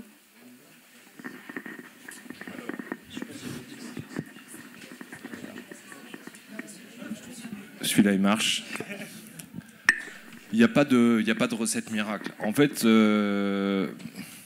ça va paraître peut-être hyper individualiste ce que je vais dire, mais ce qui peut te convaincre de ne pas choisir la carrière qu'on a décidée pour toi, c'est simplement de te reconnecter à ce qui te fait du bien vraiment à toi, qu'est-ce que tu as envie de faire.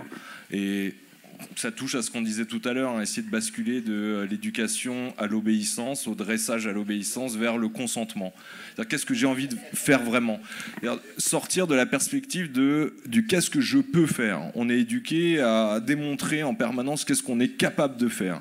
Et de passer à la question de qu'est-ce que je veux faire. Qu'est-ce qui m'intéresse, qu'est-ce qui ne m'intéresse pas, qu'est-ce qui me fait du bien, qu'est-ce qui ne me fait pas du bien. On le constate aujourd'hui, il y a tout un tas de gens qui accèdent à la richesse, qui accèdent à un certain niveau de vie et qui n'en sont pas forcément plus heureux. Il y a des dépressions de bourgeois, des dépressions de bobos. Les psychologies magazines et consorts sont gavés de sujets et d'enquêtes là-dessus. Comme quoi, on voit que les modèles qui nous sont prémâchés, prédigérés, ne sont pas forcément les bons. J'ai envie de dire, en fait, il faut simplement commencer par essayer de se réinterroger sur qu'est-ce qui me fait du bien au quotidien, qu'est-ce qui est porteur, qu'est-ce qui me donne en fait de la dignité dans la vie, qu'est-ce qui fait que j'arrive à bien me regarder dans le miroir ou pas. J'ai envie de dire travailler sur les dissonances cognitives, quoi. Parce après, c'est compliqué parce qu'il n'y a pas de recette universelle, elles sont individuelles pour chacun d'entre nous, mais on a tous des œillères qu'on se met dans la vie et des choses qu'on cache derrière parce que sinon c'est insupportable d'avancer. Et je crois qu'il faut essayer de progressivement enlever ces œillères et reporter les yeux là-dessus. Et là-dedans, en fait, tout simplement, on se convainc tout seul. Il n'y a pas besoin... Peut-être il faut aussi quitter cette idée qu'on est tout puissant et que c'est nous qui pouvons convaincre l'humanité, tout le monde d'un grand basculement et que c'est nous qui avons le bon regard. Certainement, ton petit frère, il a à l'intérieur de lui toutes les ressources qu'il faut. Et je pense qu'il faut qu'il se questionne, tout simplement, sur qu'est-ce qui lui fait du bien vraiment et se détacher de qu'est-ce qu'on attend de moi. Merci beaucoup. Je suis vraiment désolé pour ceux qui n'ont pas pu poser de questions. On a dépassé déjà de bien un quart d'heure. Merci beaucoup à tout le monde d'avoir été là. Il va y avoir peut-être des temps pour discuter avec tout le monde.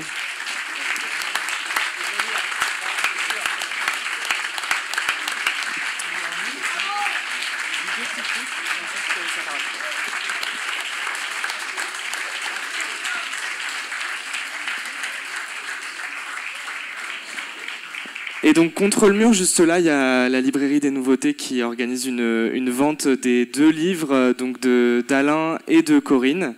Voilà, et peut-être que nos intervenants seront ici pendant encore quelques minutes. Ouais, est-ce que Ouais, ça marche ça ou pas? Non. Ouais. Est-ce que je peux juste faire la promotion d'un livre quand même? C'est le livre de Corinne Morel-Darleux qui vient de sortir. J'ai eu la chance de l'avoir en avant-première, non, quand même. Moi, je trouve que c'est un livre magnifique. Voilà, c'est un livre court. C'est un livre qui, justement, est génial parce qu'il parle de la subjectivité, il parle de son parcours. Il dit beaucoup de choses. Il s'appuie sur les références qu'elle a vécues. C'est très beau, ça fait réfléchir. Je trouve que ça questionne, ça émeut. Et voilà, donc je trouve que c'est hyper fort, il faut vraiment le lire. Je voudrais vous lire juste un passage pour finir, parce que je trouve que ça donne une sorte de puissance affective et perceptive à ce qu'on a dit, peut-être un peu, si ça vous emmerde pas. Je vais quand même vous le lire. Puis en fait, j'ai envie de le lire, quoi, c'est tout. Notre société déborde de trop-plein, obscène et obèse, sous le regard de ceux qui crèvent de faim. Elle est en train de s'effondrer sous son propre poids, pesante, matérielle, démesurée. Elle coule sous les tonnes de plaisirs manufacturés, les conteneurs chargés à ras-bord, la lourde indifférence de foules télévisées et le béton des monuments aux morts. Et les derricks continuent à pomper, les banques à investir dans le pétrole, le gaz, le charbon. Le capital continue à chercher davantage de rentabilité. Le système productiviste a exploité main-d'œuvre humaine et écosystème dans le même mouvement ravageur. Comment diable nous est venue l'idée d'aller puiser du pétrole sous terre pour le rejeter sous forme de plastique dans des océans qui en sont désormais confis, d'assécher les sols qui pouvaient nous nourrir pour alimenter nos voitures en carburant, de couper les forêts, celui-là je l'aime bien, qui nous faisaient respirer pour planter de quoi remplir des pots de pâte à tartiner.